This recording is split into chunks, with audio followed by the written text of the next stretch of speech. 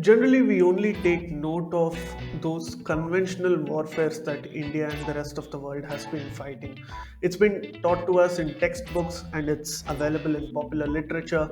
And many people outside of the strategic realm of affairs only pay attention to this and not to evolving concepts of warfares, such as the hybrid warfare. Now, why is this important and what exactly is hybrid warfare?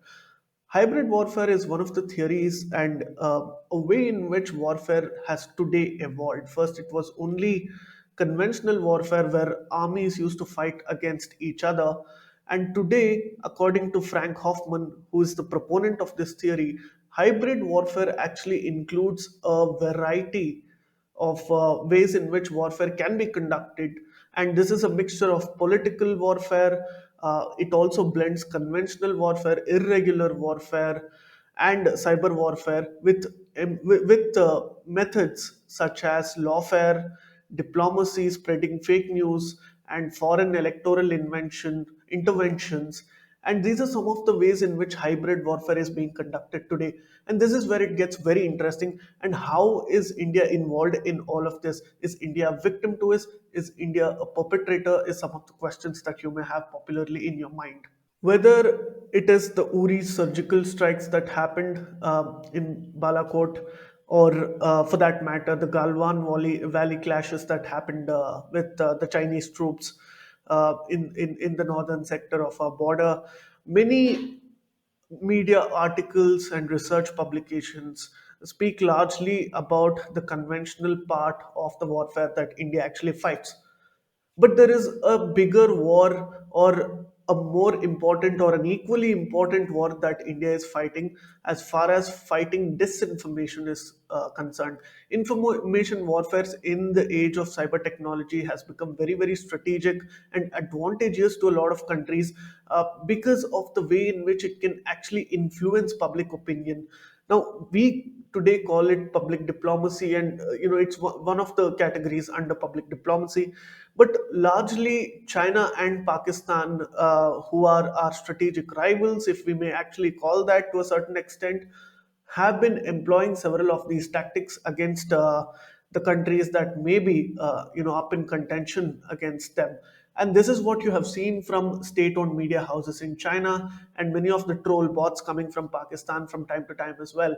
And this was seen in two incidents very recently. One is the Agnipath protest that happened, and right before that was the Nupur Sharma controversy, where a couple of spokespersons from the national ruling party in India, the Bharatiya Janata Party, were actually suspended as a result of a global backlash from Muslim communities, especially in the Middle East, against India. How did this happen? Was it all orchestrated? Was it organized? Or was it very organic in its nature? Now, when this happens, it has several complications that arises as far as India's diplomatic efforts are concerned, because many of these countries we've built our relations over the years, and it becomes very, very complicated if some situation like this puts bilateral or trilateral or multilateral ties in a certain complication. Now, this is what we are going to be talking about. Agnipath protests as well, when it happened, the government actually banned several WhatsApp groups because they were spreading fake news and misinformation. And NSA Ajit Doval actually termed many of these people as conflict entrepreneurs. That term became very popular.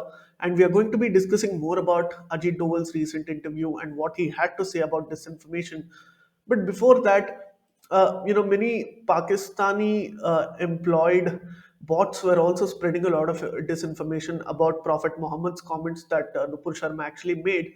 And this is where it gets very, very interesting.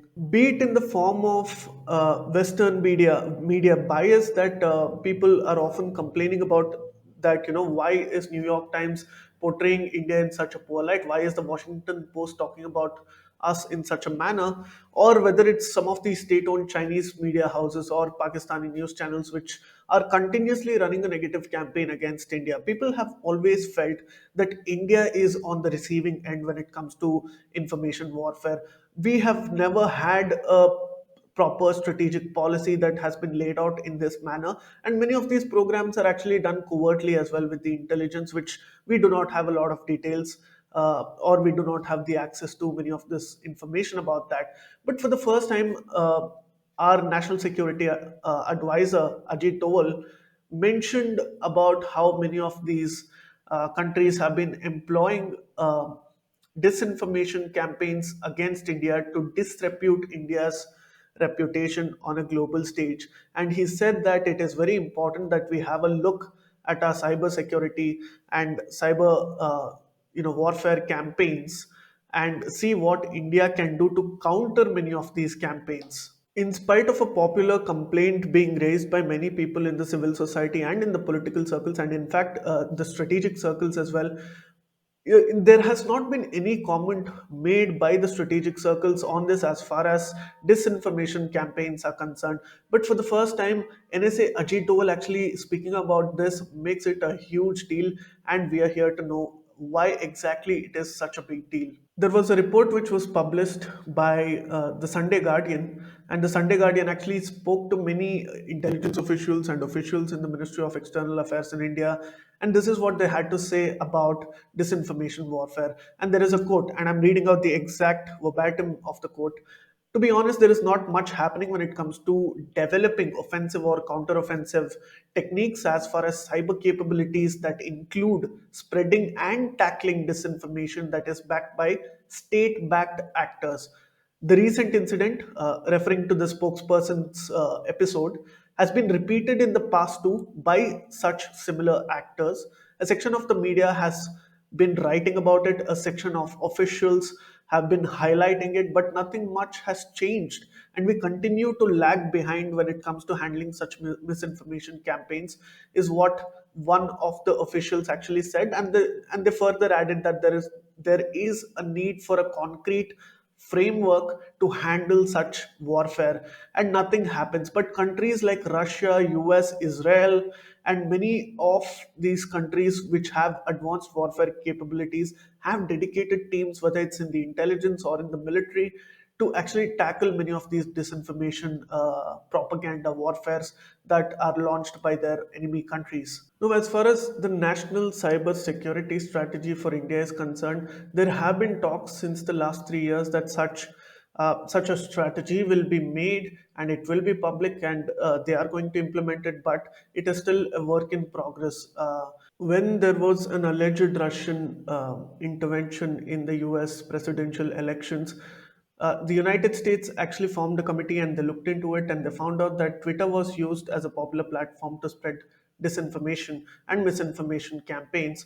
But if a similar strategy can be adopted in India and efforts can be put, maybe a portion of these fake news that is spread on these popular social media outlets can actually be curbed.